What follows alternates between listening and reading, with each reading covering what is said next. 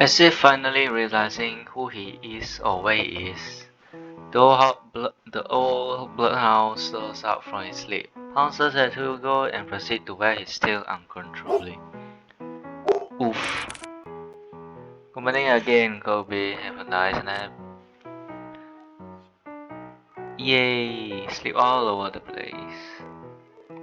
Noah, witnessing all this from the backseat, chuckled himself, amazed and slightly defeated Hugo's sudden surge of energy. Huh. Doesn't matter how many times I tried, when it comes to boosting its mode, no one can beat Colby. Agency, 7:50 a.m. Tree headed back to the office, the space just as same Hugo left. Decent, organized mess. To his credit, for the amount of boxes he painstakingly went through, he believes he did a fair job. Albeit could have been better.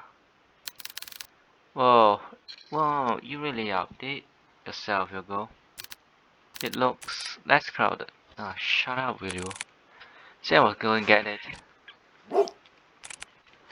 Thanks, boy. Hugo could continue to give dessert hit pats. He noticed someone. Woman stand timidly, peering outside from the storefront. The woman appears in bit frantic.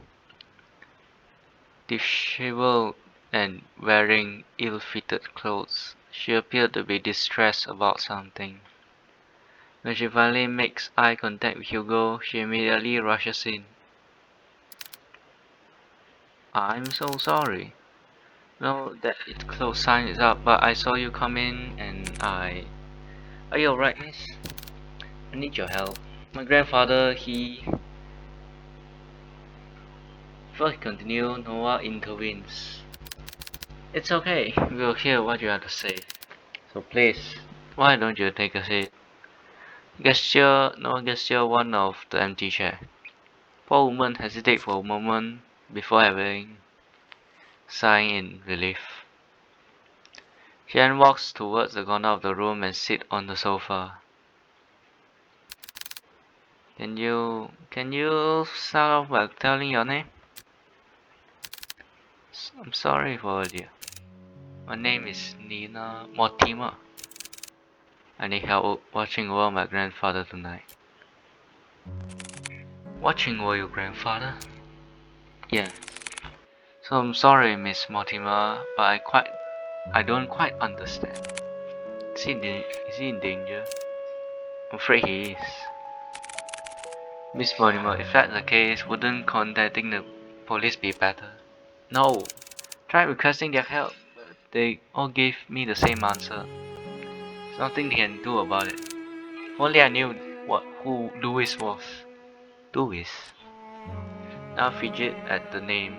She looked on the side before reaching out from her bag for an antique letter. My grandfather. He received a cryptic message the other day. It didn't come with an address or name of the sender. However, the only thing I did pick up was that name. She handed over the letter. Hugo notices her hand slightly shaking. Whatever lies in this note must have shaken her badly. Delicately, Hugo removes the content of the envelope and unfolds it. First glance, it seems a new normal written message. Person named Louis asking the other Henry come meet him by the late midnight, needing to share something important with him. However, what's eerily striking about this level is not the message itself. Rather, at the bottom of the page, a sentence far more disturbing is written. I'm coming for you, Henry. Were there any letters other like this? Yes, few of them. Thought it was a sick joke by first, but this one was different. Up until now, I never heard of anyone by that name. Not a relative or family friend. But they clearly know who my grandfather is. If I don't do something about this, I'll lose him too. But uttering the words alone, Nina breaks down. Hiding away her tear-streaked face, she begins to quietly sob to herself. As an act of comfort, Colby sits closely to Nina while Noah fetches tissues for her. Hugo, on the other hand, is puzzled. This very well could have been a prank, but she seems certain that whoever or whatever this Louis person is, they are coming.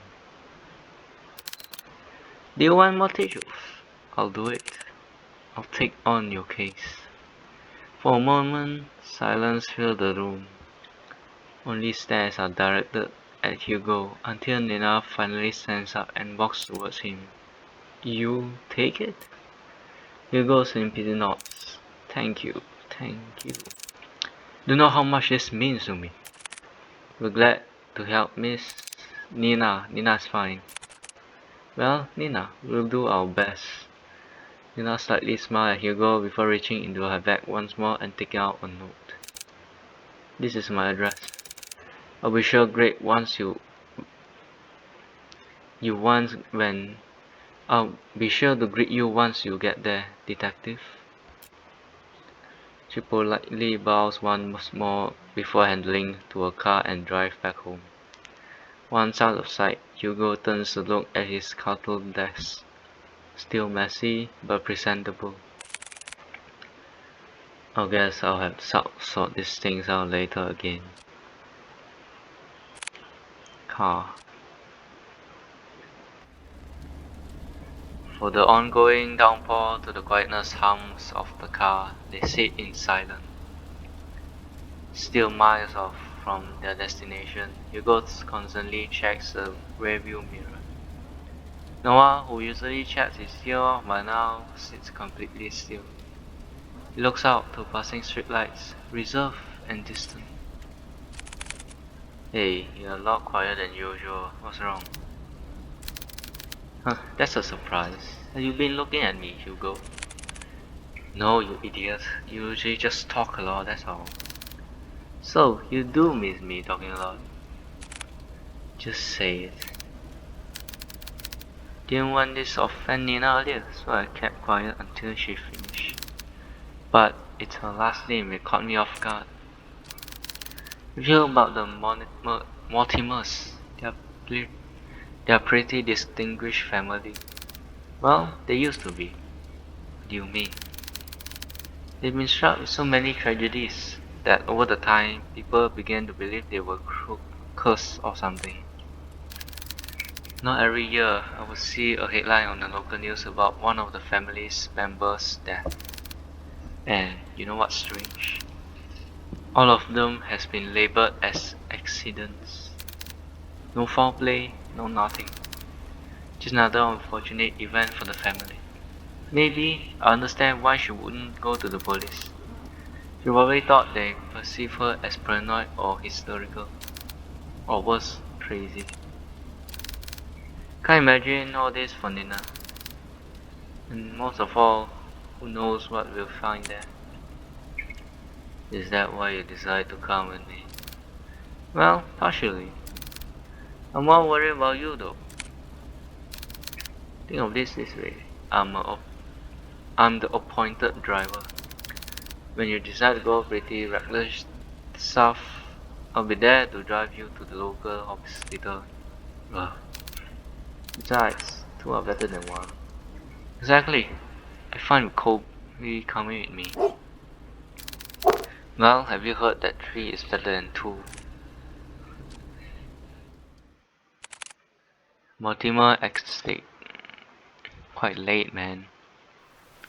Passing through congested road and steep cliff, the estate reveals itself beyond the evergreen. Nestled and tucked away from the prying eyes, it stands tall, looming from a distance. Hugo and Noah only gaze at the sheer scale of the manor as they park adjacent to Nina's car. Whoa. And to think she came all the way just to request us. Took us more than a couple hours to get here. Maybe she really didn't have a choice. What do you mean? Come on, she's waiting off us. Ooh. Immediately after exiting the car seat, the sudden sharp pain weighed heavy on Hugo's chest. Grasping tightly at his coat, he began his gasps for air. His gaze hazards as he leans close to the car. Like fish drawn out of water, he desperately heaves. While this ache he harbors pales in comparison to the pain far more excruciating. Is this the house? No. He feels it. Someone is watching him. Piercing gaze fixed on him, like leering at Buck and waiting to strike. I'll never forgive you.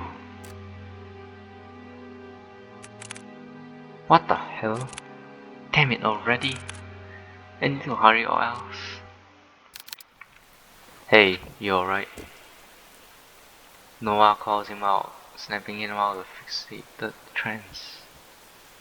Obi nudges his head against Hugo, whining with concern over his partner's well-being. Did you hear that just now? Hear what? That voice! It was so close to my ear. Is everything alright? Oh, I'm fine. Don't mind me. I'm just a bit winded from the trip, that's all. I'll be happy to make you coffee at the relax. If no trouble? No, not at all. This I can do. Once again, this subtle uneasiness from Nina's surfaces. But before Hugo could get any chance to look further into it, she walked off towards the front porch without saying another word. Are you sure you're alright? You sounded like you were choking earlier. I said I'm fine. Besides, we're already here. We can't back out now. Listen to me. I think you should. Noah abruptly cut his lecture short as Noah abruptly cuts his lecture short as he notices Nina stopping by the front door. He stands there silently, as if contemplating something. I know this may sound rude, but I didn't get a chance to know your name. Well, you were pretty out of it when you walked in. Really sorry about that. No worries. This is Detective Hugo Lauren. His assistant, Kobe. And I'm his second assistant, Noah De Leon. Huh. Seems so surreal, just like cartoon. Wow, so funny man. Nina makes Lee smile before turning away from them. I haven't been quite honest with you, Detective Lauren. Just like before, as if carefully choosing her next word. You see for yourself what I mean. And with that, Nina enters the house, leaving the three to follow behind. Hugo is about to enter through the foyer when he feels a tug on his arm. Don't forget what I told you. If something happens, let me know right away. You'll be first to know. And with that, Noah releases his grip on Hugo. They proceed to head in, not knowing what awaits them beyond the door. Greeted with brightly lit hallway, Hugo notes that the interior is just as grand, adorned with floral accents and antique paintings. It exudes an elegant charm found only in resplendent house such as this. I gotta learn English from this. Holy. However, Hugo notices something even more distinct than the splendor. This house is much more terrifying inside than out. Please come this way. Raising themselves, they enter the dimly lit drawing room. At first glance, Hugo could not discern the silhouette situated at far corner. However, on closer inspection, He now understands the reason for all Nina's unsettling weakness. Grandfather, we have guests. Christ. That is not grandfather. That is more like husband or boyfriend. Whatever. Sitting on armchair is a young man. See, I told you, young man. He dressed in white collar down dress shirt, tucked in with black slacks and black penny loafers. Staring only at the window, the young man sits there, dazed with little acknowledgement of people around him. Still, motionless, like a doll. Grandpa, these are the people I spoke of. This detective and his two assistants. They're going to help us. Even after introducing them to the head of Mortimer Estate, Hugo and Noah could not help but feel unnerved. The man before them is supposed to be frail and older than any of them, and yet he remains forever unchanging, forever young. They've come a long way, so I'll be making some coffee. Do you like some, Grandpa? Young man still does not reply back, never glancing at Nina or anything else in the room, only fixed on the rain. I'll be sure to make a cup for you too. She then timidly gestured to Hugo and Noah back to the foyer. Bearing more questions, the two followed Nina outside. But before they leave the drawing room, Hugo takes one look at the young man. There is an all too familiar air about Henry Mortimer. His eyes, they're similar to his own. Whatever he must be longing for, Hugo knows it will not end well.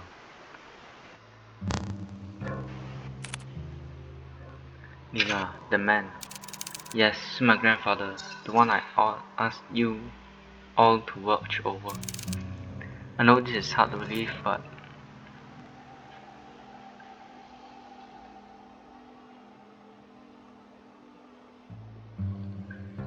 it's an antique picture of a young man with slick black hair wearing a luxurious suit. He appeared to be poised and refined. This isn't much to go by, but I swear he is the same person. Then why does he look so young?